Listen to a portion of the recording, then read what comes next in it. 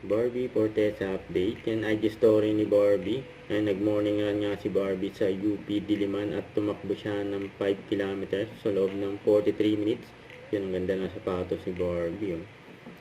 And Until She Remembers, yung movie ni Barbie. And over 100 cinemas nationwide. Yun, no? Nasa February 25 na yan. At napasabak pa nga sa sayawan sila Barbie, Busan Sunroa at si Charo Santos.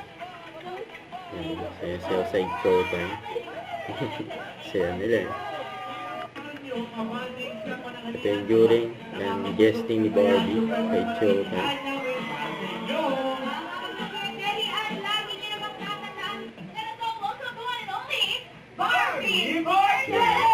Barbie Fortesa in the house.